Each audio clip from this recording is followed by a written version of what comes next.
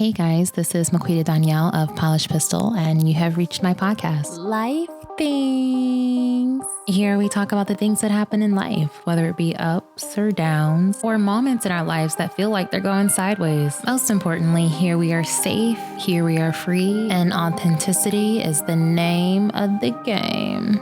Dude, I have a podcast. This is gonna be fun. Yeah. All right. So just because let me check we've been on for a little minute. Okay. Oh. All right. So I'll wrap up, but I do want to ask a question about a couple of things that you have going on, but I also want to go back because one of the questions I was like, I'm not sure how I feel about talking about it, but now that it's come up in terms of dating, I want to talk about that. Mm-hmm.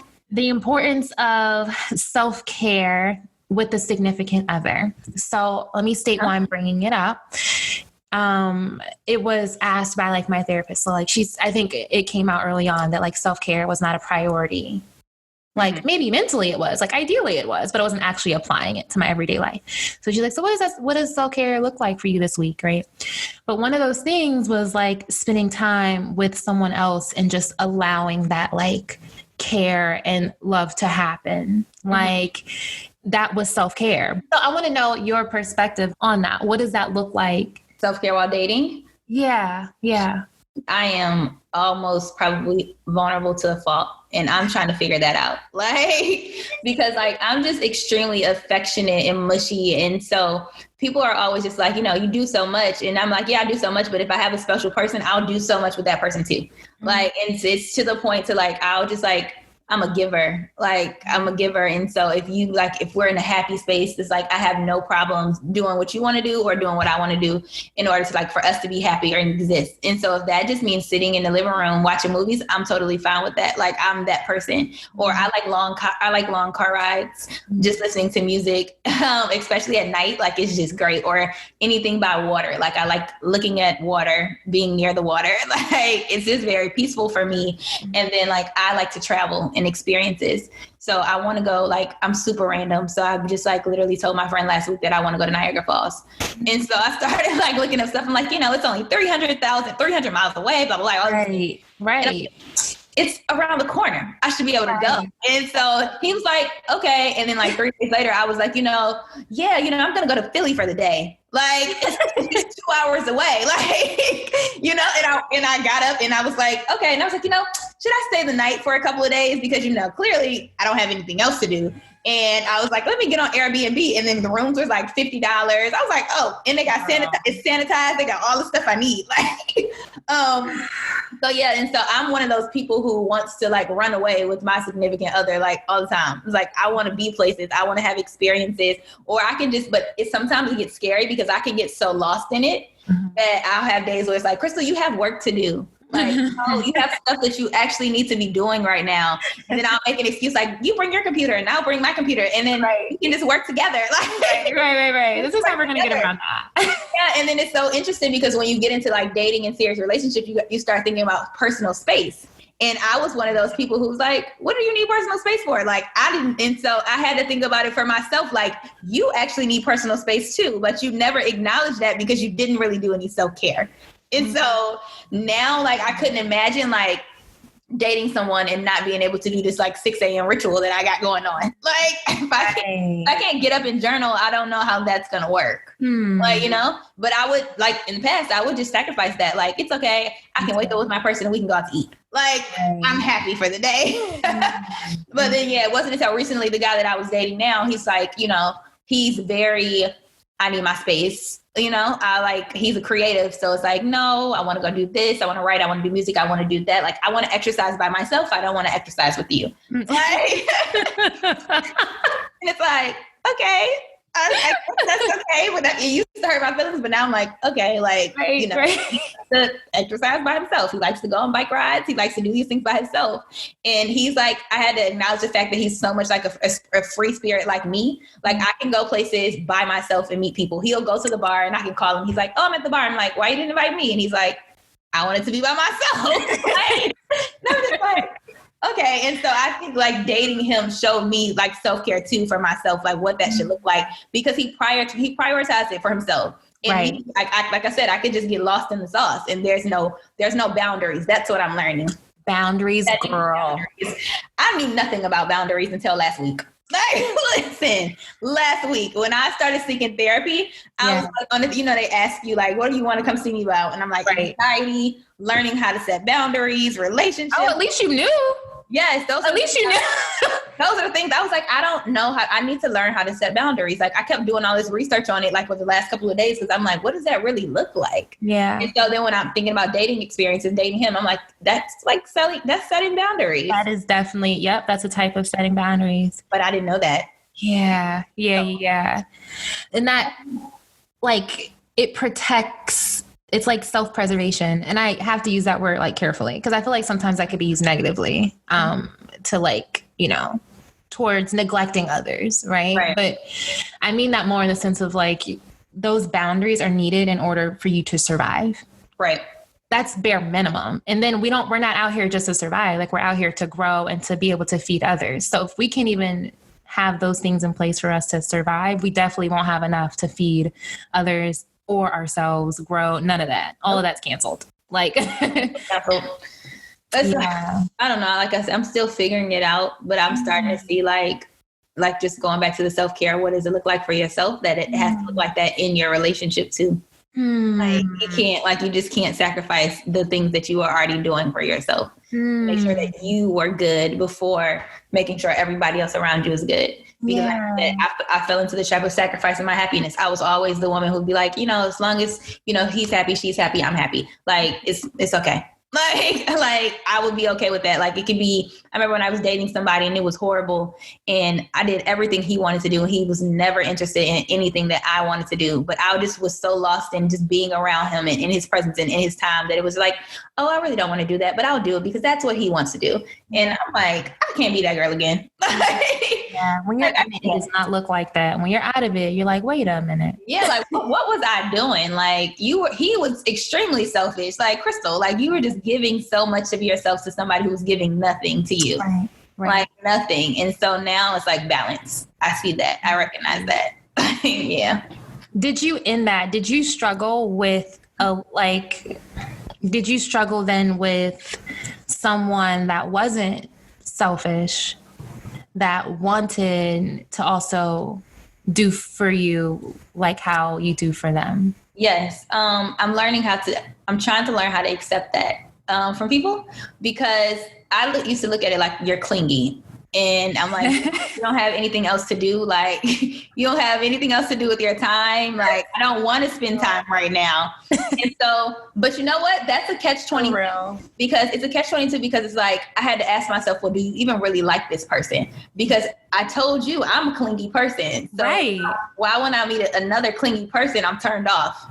Like, and so I had to ask myself, is it because of who this person is? Because that's totally different. And I think that was what my problem was. That was what it was. I can deal with a clingy person and I can deal with a person who wants to pour into me and do all of those type of things if I actually really like that person. Like you have to really ask yourself that, like, do you really like this person that you're dating? Like, because if you really like that person, and like I said, I'm clingy, I want to spend all my time with you. I want you to be a giver. I want to give to you. I want that exchange. But when it's coming from somebody that you didn't think about it like that, because they might have they might look good. You might feel good when you're around them. You enjoy certain moments, but it's kind of like, but do you enjoy everything like about that person in that moment? Or do you just enjoy like certain pieces of that person? Right. Because I don't think you can. Like, I don't think you can truly say you really want to be and like deal with that person and really love and enjoy that person sometimes if things they do irritate you, but those are the same things that you really want to do. Like, you're like, well, Crystal, like I said, you're dating a guy who wants to spend time with you and wants to hang out and makes plans, and you don't like him. Like, and I'm just like, I had to think about it later. Like, you can do all those things, but if you're not my person, you're not my person. Like maybe I don't want those things from you. It's like, I have no problems now recognizing that. Because people will often tell you, like, when you're dating, they'll point out those qualities on people and they're like, but that's what you wanted. That's what you asked for. And then it's just like, but I don't have to fall into dating that person. It's just I know what I feel. It's something there that I just don't like. And I just don't want it from that person. Right. Right. So some people kind of look at it like, self-sabotaging, blocking your blessings, or being traumatized and hurt and not dealing with your pain. And I don't really think it's all of that. Like, I don't think it's that deep. It's deep, but it's not that deep. In some situations, maybe it is. Right. Don't know how to let people love you, like, because you're just not used to it. That could be, that could very much so be a thing. Yeah. And then, but when you meet your person, you learn to be vulnerable again. Like, that's your person. They teach you. They're patient. Like, and you start to open up, and everything that you want, you get, because that's your person. Right. It's just layers. Like, you just gotta. It's just the layers, because I totally get, not being accepting to love if you're just not used to it, or knowing how to, be loved properly. I totally get that. What it looks like. Yeah, but that don't mean just because he wants to love me this way that it's his loving that I need. I hear you. It's still discernment too in relationships. Exactly. It's still discernment, because you can be the nicest person and you can still just not be mine.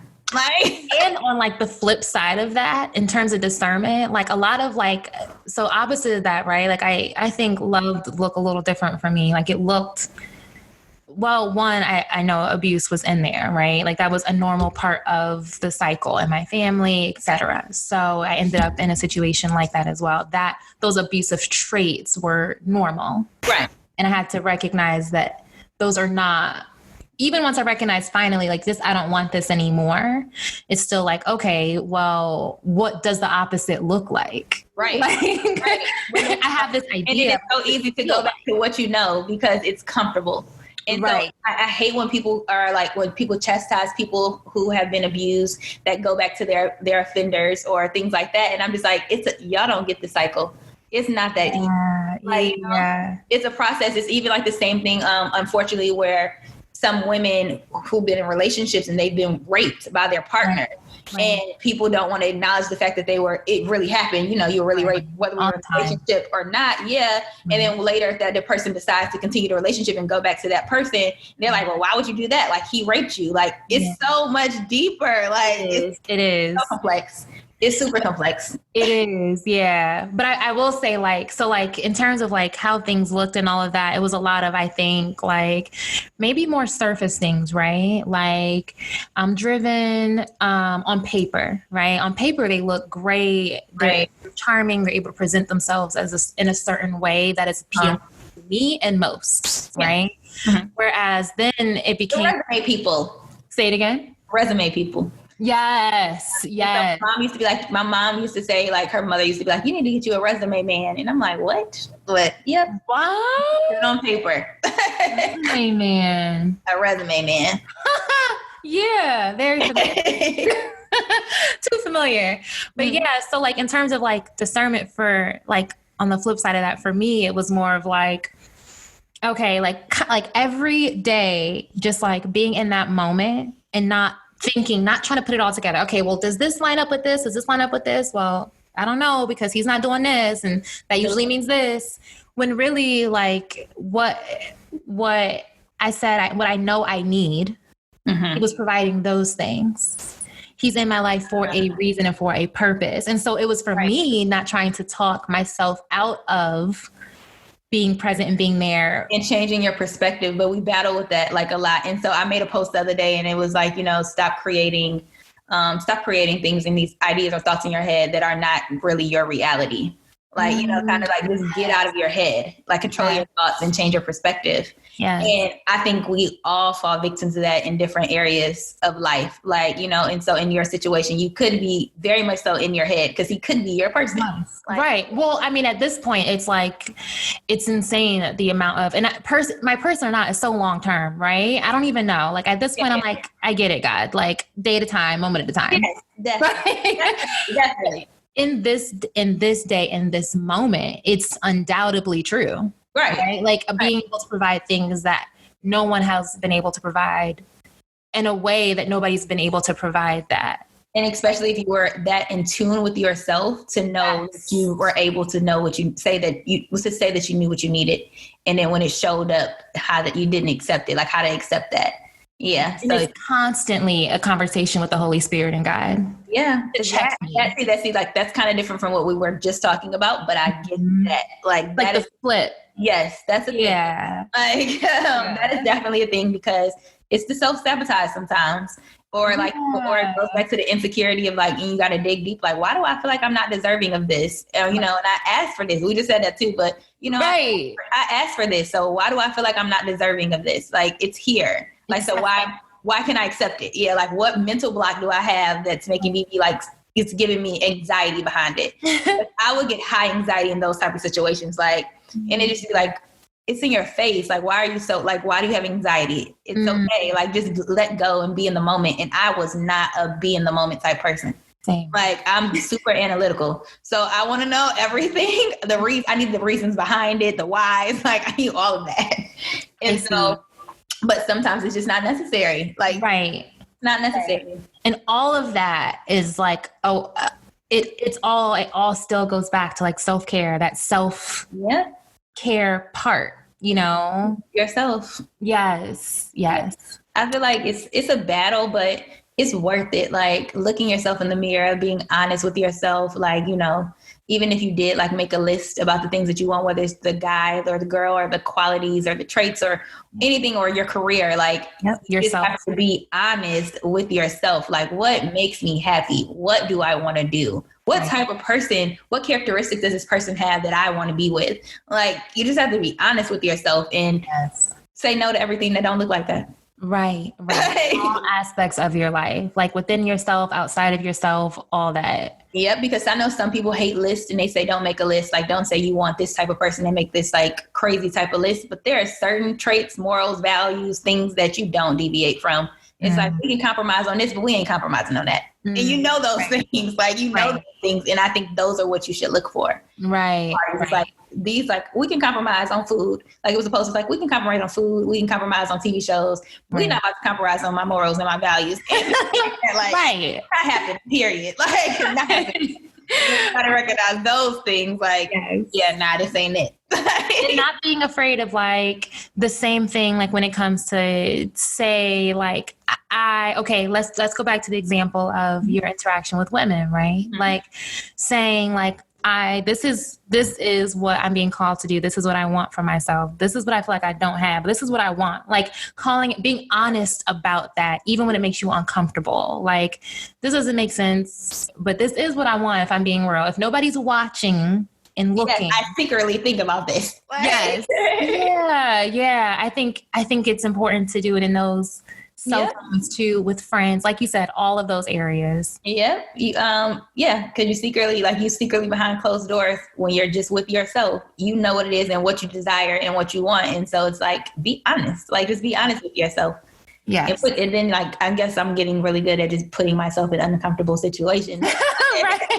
But it was crazy because I asked God to stretch me in that way. Like to put me like, even in rooms with people that I know, like I had to tell myself that I do belong here because it's uncomfortable. Like sometimes, like even with like going to like Life Things with Maquita Donyel. We'll be right back after this commercial break. Paint and Poetic Prose is live now. Paint and Poetic Prose is live. Paint and Poetic Prose is live. Okay, so to be fair, we've always been live. We've always offered live sessions, and y'all have been booking them. However, we are now also offering in-person live sessions. We have certain parameters put in place that are outlined on our website to ensure that both you and we are kept safe. We are available to see y'all in person. Also, we got some new stuff. It's new things popping. New things popping. New things popping. New things popping. So, number one, another new thing that we have on the website and that we now have available at Paint and Poetic Prose are paint and poetry sets that you can do on your own time. You do not have to be a part of a scheduled session. You can simply order a box, have it shipped to your home. It is not live, it is pre-recorded, and that way you have the flexibility to do it whenever it works out for you. Number two, and you can now subscribe to Paint Poetic Prose. If you subscribe, you receive a discounted rate. You receive free shipping. Every box is different. Every poetry piece is different. Every paint instruction is different. We've also started adding various Black-owned self-care products to our boxes. Did you know that? Did you know that? Well, now you know that. And you can sign up to receive either a box a month, or you can choose to receive it seasonally. That's 4 times a year. You can also choose to receive it every other month. So that would be for 6 months out of the year. All of that information is available on paintandpoeticprose.com. The link is in the description of this podcast. Now, if you don't know what Paint and Poetic Prose is by now, I will go ahead and give you a little brief introduction, followed by some reviews. And this moment right now, wherever you are, pull over, take a moment, write it down, put into your Safari or your Google Chrome browser, paintandpoeticprose.com. We're also on the Instagram at Paint and Poetic Prose. Yeah. Amongst all of the unfortunate times that we're experiencing in this country and in the world right now, me and my best friend decided to come together and join forces under Paint and Poetic Prose. Paint and Prose? Isn't that like a paint and sip?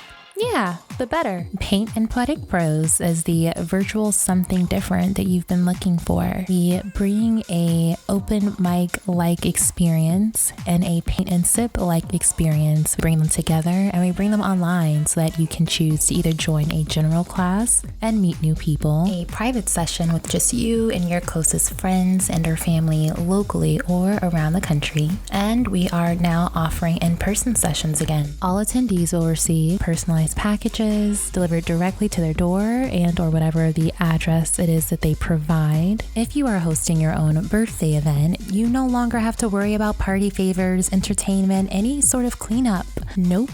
Just bring your own cake. We're the entertainment. We're there to interact with your guests. And also with their personalized packages, it's like they're receiving a favor from you directly. We also do other holidays, work events. If you are missing happy hour with your coworkers and friends, this is the place to book something different. On Zoom, we all meet in the same room and have an experience, a virtual, unique, relaxing, calming, and authentic, most importantly, an authentic experience together. Janelle Jordan, the professional visual artist, truly one of the most talented and beautiful artists I know, will walk you through a very unique art piece that's simple enough for people like me, the non-visual artist, to grasp, but also leave with feeling like we made something that's unique and special to us, because she teaches you how to kind of add your own flair to it. We're painting on wood, we're painting with alcohol, and I have the pleasure of delivering the correlated poetic pieces while also moderating the associated discussions. The poetry pieces are relatable on a somewhat universal level, but they're deep. They give you all the feels. They'll feed the mind, feed the soul, and if you allow them to, they will feed the conversations if you just open up a little bit. And people always do. They always do. So originally, we were only working with 4 themes. We now have 12 themes available. We're dealing with leather, lace and ruffles, water, air, you name it. If you're a Zodiac lover, this is right up your alley. All right, it's your turn. Go to the website right now. Open up a new tab. Open up Safari, Google Chrome, wherever you are. Stop what you're doing. Go to www.paintandpoeticprose.com. Explore the options available. If you do not see a date and time that works well for you, hit us up, send us a message, but go to it right now. Here are some of the things that previous attendees had to say about their own experience. I was a little bit kind of intimidated in the beginning because I don't know anyone in the group, but I really felt, of course, I felt really welcomed, and it was a very warm group of women. Sometimes it's really hard, if you don't know people, but that's really great. So I think that the format of just being by yourself participating is also such a great idea. And I'm not sure if you're just limiting this to women, Maquita and Donyel, but I thought that this particular format is really very, it's very powerful to me, because I think that while everyone's struggling, I think that we have unique struggles as women. So I really appreciate this. So thanks for inviting me. just getting this little snippet, I'm like, I want more. This is definitely something to look forward to for today. Yeah. For me, this has been a great experience just because I'm a girl's girl. I love meeting amazing women that are unapologetically themselves. And they like to share and be vulnerable and be strong and be funny and be emotional all at the same time. I know that as women, as wives, as sisters, as friends, as mothers, as business women, so many times we forget to take a moment for ourselves. So I want to thank each of you for taking those moments this evening to share that time with us, because we spread ourselves so thin many times. And to have the opportunity to just relate to other women in a really spiritual and artistic and calming. I mean, every time you read a poem, I closed my eyes and I just heard it. I didn't look at anything. I just was listening to it. And every time Janelle painted something, I was eyeing it. So it's like this really interesting juxtaposition between all of the senses of listening to something and taking it in without seeing anything, creating your own photograph in your mind, and then opening your eyes and creating something that's actual tangible art. I think you guys are onto something that people are going to need more and more. Please. Thank you so much, everyone, for your stories, for sharing your time, your energy. It's just been good vibes this evening. Hope we can grow this community and make it amazing, because I think it's really important. We are all trying to get it together, honey. We are all trying to get it together. Yeah. We are doing the best we can. The website again is www.paintandpoeticprose.com. We can't wait to meet you.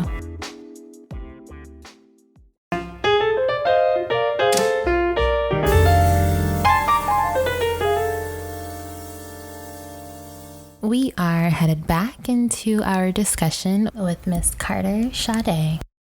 Dealing with people, like I was getting, like in my corporate job, I was doing good. So I was dealing with a lot of like high profile people, and I was getting invited to stuff that I just didn't think I was supposed to get invited to.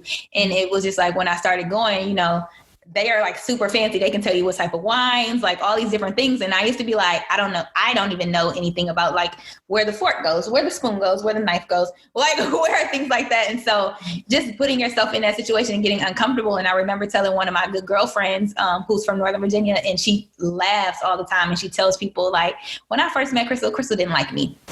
And I'm like, that's not true. And she's like, no, it's true. You told me like you act bougie. And you just think you're too much. Like, I don't like it. I don't like your energy. And she said, and now like we're like, she tells people that all the time. And she's like, you know, she thought I was this Nova girl who was like stuck up or whatever. And she was like, and now look at her. When I moved to Alexandria, she's like, look at her. She's living in Nova. Like, and she's like, she's living in Nova. Like, the heart of it. So I'm like, you know, that's true. But even with her, like in that friendship stretched me because she was exposed to other opportunities. She exposed me. And so I would tell my mom like, oh, today we went to a winery, or, you know, today we went to this thing and we've done these things. And I'm just like, it just was nothing that I was used to. And I was super uncomfortable, but I appreciate that friend because she made me start to feel comfortable. So that way, when I did go into certain rooms, I could feel like I was okay. Like I could pick out at least one wine or two wines and know a little something. But, you know, I think you need friends like that too, that recognize those inadequacies in you and that things that make you uncomfortable, so you can learn how to be like, to feel safe and feel like I belong here, you know?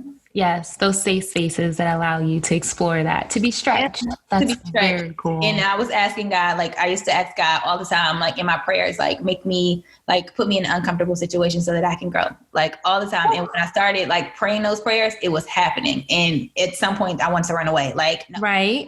Why am I here? Like, no, like I wanted to run away. Where I am now in terms of like building a brand, I think timing is perfect, and the timing it's playing out like it was supposed to, but sometimes I can't help but to think that I could have been a lot further if I believed in myself. And if I didn't run from opportunities when they were presented to me. Because even something as simple as this, when people would ask to speak to me and I'd be like, yeah, I'll talk to you. And then I would push it off like, oh, no, not going to talk. So that's why I was like, when I was late, I was like, no, we're going to do this. Like, I'll be there at 11 o'clock, because I would shy away from the opportunity and talk myself out of doing it. So like, I would be the one who, people will hate to communicate with, like, don't follow up, don't email back, don't do things like that. And it was always because I just didn't feel good enough. Like, it was just like, why do you want to talk to me? Or like, why do you want to offer me that job? Like, what, like all the stupid stuff that I was doing to myself. And so now I just be thinking like, girl, you could have been a lot further if you were more confident in yourself, if you believed in yourself a little bit more. But he wasn't. He had a plan. Because now, and not with as much experience and stories that other people can relate more to, because I think more people are in a position of not having the confidence, right? Yes. So now you'll make those strides with more that can help more. and that's how I try to view it. And I'm like, you know what, the timing is perfect. Like, and you know, God, he gives you your time back anyway when it comes to opportunities. And people say that he doesn't. I'm like, yes, he does. Like, if it's something that's truly for you, even if you get lost in the wilderness for thousands of years, whatever Bible story that was, but you know, like, eventually it came back. Like, you finally got there. Like, you just choose whether or not you want to take the long route and listen. The long route and not listen, or take the short route and listen the first time. Like, you know, and so, but ultimately still what's for you is going to happen. It's going to manifest. It's going to play out. And so when I think about my brand and my life and how it's playing out, opportunities that I thought I lost are coming back. And it's like, I just wasn't ready for them when they were here in the beginning. And I had to see that, and I had to pray on it, and they're coming back. Like, those things are coming back. And now I don't take them for granted. So now I'm just like, okay, I don't question it when people say, hey, you know, we want you to speak at this event, or we want you to host this, or we want you to do that. And like, it can be something I ain't got no knowledge of, but I will research it. And I'm just like, okay, like, I'm just going to say yes, because you thought of me. Like, for a reason. Yeah. So tell me more about, in terms of hosting, Carter's Table Talks, all of that. We talked about HeyNewFriends, engagement, speaking engagement workshops. Yeah. Tell me about that. So like, I'm still figuring out my place now, again, in a new world, because another young lady asked me, like, how do you tie the two? Like, how do you tie the Carter Sade brand and then HeyNewFriends? Like, how do you, like, you know, separate the thing? How do you separate them? And I'm like, well, I don't, because I feel like you are your brand, right? And so HeyNewFriends is under Carter Sade. It's just another entity that's under things that, you know, that I'm doing. Right. And so I have realized now that I want to, like, media has been my thing, and I've kind of shied away from it forever. So even with journaling and blogging, it was a voice for me, but I didn't want to use my voice. I didn't want to speak out loud. Remember how we talked about me praying, and I didn't want to hear myself. I didn't want to hear myself. And like, even with videos, when I started doing like encouraging messages on Instagram, I would not go back and listen to them because I hated hearing my voice. And so I had to get comfortable with that. And now that I'm at that place, it seems like so many opportunities come from it. But what I do ultimately feel like I'm called to do is like to literally give exposure to other people. And so people always say that, you know, your favor isn't for you, right? Like, not for you. And I thought about that, and I'm like, you know, people come to me for like resources, opportunities, like connections, like things like that. And so because of that, I built a really like big network, and I'm starting to build that, and I use my resources to help other people. And so it was very interesting, because even with like, you know, how you have a podcast with Table Talks, I was being presented with people who are like, you know, you should start talking to people like this, or people like that, you know, people with this amount of followers, people with that. And I had to talk to God about that thing, because I said, when I made Carter's Table Talks, the goal was to give exposure to aspiring entrepreneurs, curators, creatives who don't have the market yet and need to be like, you know, need to be shown and showcased. I'll get like, and so people would tell me like, but you have access to this person, you should have that. And I'm just like, but that's not who my platform is for. Like, my platform is for the underdog. Like, you know, like, I'm always rooting for the underdog. And it just like even with the lady who was on the show last, it just warms my heart when they like come onto the show and we have these conversations, and then they're like, you know, oh my God, thank you, I got 20 people from this, or I just got 20 new followers, or anything like that. And I'm just like, that's what I'm supposed to be doing. Like, that's when I'm the most fulfilled. like recently redid my resume and I like made it to like a media correspondent, like a media personality and things like that but then I was struggling with like, finding my fit. And I'm like, so am I supposed to be in like entertainment on the radio? And then I thought about it and I was like, I don't really think like, I'm like, God, how are you going to use my voice in this way? Because I feel like I'm supposed to be at the BET Awards. I'm supposed to be on the red carpets, but not in the way that I see people doing it traditionally. I see. And so I'm like, I like to focus on businesses and networking and things like that. And I was like, but it's still very much so a part of the culture. It's not like, it might not just be like artists like all the time. And so sometimes I do talk to artists, but it's because I want to know their story and like different things like that. But that was my struggle. So I was like, if I'm going to label myself as a media personality, do I have to be invested in topics that are trending? Do I have to be invested in like, things that I just don't care about? And so I can have trending topics with businesses and resources and finances or whatever it is to help somebody else excel in their purpose. That's what I feel I'm called to do. Something that I feel like I'm really like making an impact. And that's my whole thing. Like, I want to know that the work that I'm doing is not necessarily monumental, but it's life-changing. Like I'm doing real work. Yeah. So I don't want to just do something just to be like, oh, hey, like, I talked to this person. Like, like what was it for? Like whose life changed because I had that conversation with that person? What does the fruit look like? Exactly. And so I'm like, so now that was a struggle for me in the beginning, but now I'm just so comfortable with like, I'm comfortable with my lane. Like I know who I am. I know what I'm called to do. And like, I'm looking forward to seeing like Carter's Table Talks grow. And then I just always know that the people that I bring on the show, and it's going to be like when they blow up, they're always going to have their interview with me first. Like, yes. And I'm just so okay with that. That's beautiful. How can we access Carter's Table Talks? So I have a YouTube page. So my YouTube page is still Carter Sade. So CarterSade. But all the links are on my Instagram too. But my website as well. So www.cartersade.com. You can find everything there. I'm trying to figure out like if I'm going to stick with YouTube or if I'm going to solely have Instagram as a platform. My page is, I guess it'll just be ever changing, but you can still find all those things on the website. Like cool. Always on the website. Always on the website. Okay. Because now that I've been doing live interviews every Tuesday at 7, that's been different.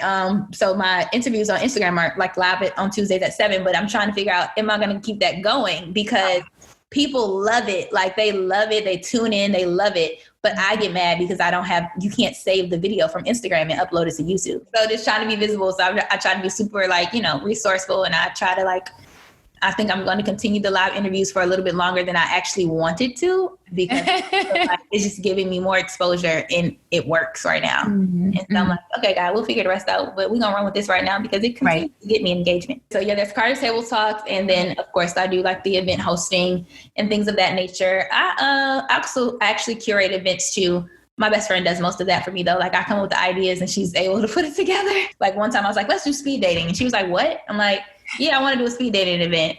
And so she was just like, okay. And like, so I told her like, I wanted to do it and she designed like the speed dating cards and all of that. And then we got there, like everything was set. And I was like, see, and it turned out great. And it was, I called it cause it's like cuffing season. So it was called the last cuff of the season. And so it was so fun. Like it was so fun, so engaging, but I wouldn't have been able to do it without her because she bought like the little stuff that made it personal, like the last cuff of the season designs, like all these things. I'm like, thank you. Makes it memorable. That's beautiful. Yeah. And so like, I appreciate that. I just bought a house. So now that I just bought a house, I'm like, I think I went to real estate school to learn the trade, to learn how to be an investor. I'm an advocate overall, like with my platform or just using your multiple gifts. Like you don't have to be in a box. You don't bring yourself in a box. So like when you go to my website, immediately it'll say like, I'm the girl who believes that we're given multiple gifts and we're supposed to use them all. And so when a lot of people ask me like, what is it that you do? And I'm like, depending on the day of the week or the moment, I can tell you. Like, yeah. And I think I had to become comfortable with that because we are so to put titles on things. Yes. So people can make you feel uncomfortable about that. Yes. And so pick one. Yeah. So if you don't have like Instagram does that now. And like, it drives me insane because it's like, okay, like if I do 500 things, how many things am I supposed to put in my bio? Like, and what title am I supposed to go by? And it's like, oh, like how are people going to introduce me? Like, I hate that. Like, it drives me insane. Like, it drives me insane because people need titles. And I'm like, why? Like, why? You can't put me in a box. Like, I could be a realtor this day. I could be an investor the next. I could be, a talk show host this day. Like, you can't just put me in a box. Yeah. So I'm figuring that out too. Yeah. It sounds like you have it figured out and you're also figuring it out at the same time. Right. Day by day. And I don't even beat myself up about it anymore. I appreciate you so much for doing this. This was so much fun. And I like these type of conversations. So thank you for having me. Oh, you're welcome. I want to attend HeyNewFriends something in the future. Yeah. I want to ask questions about things that you're doing separate from this. I'm just intrigued and ways that I can join or help or whatever. That'd be great. I would appreciate that. And we would love to have you. I think you would actually enjoy some of the women. Yeah, no, I'm sure I would.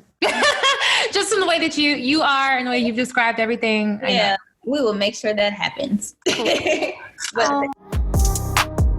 Thank you to Miss Carter Sade in joining me on the Life Things podcast with Maquita Donyel. And in the meantime, check out her HeyNewFriends Instagram account and all the wonderful things that she's doing with that to bring women together.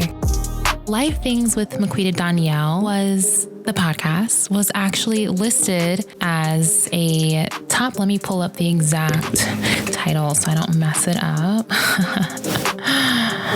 All right, top 10 single mom podcasts you must follow in 2020. So share with your friends. I'm just saying. And that's on FeedSpot. I'll put a link in the description as well. Thank you, FeedSpot. Because when it's real and when it's authentic and when you're happy with what you're putting out there and it's rooted in your purpose, it's bound to connect with those that need to connect with it. And I'm grateful for the opportunity to create and connect with you. This is Life Things with Maquita Donyel of Polished Pistol. You can follow me on social media at Maquita Donyel. That's on Instagram, Facebook, etc. You can follow future blog posts and check out the old blog post on polishedpistol.com. And I'll see you on the next episode. Bye.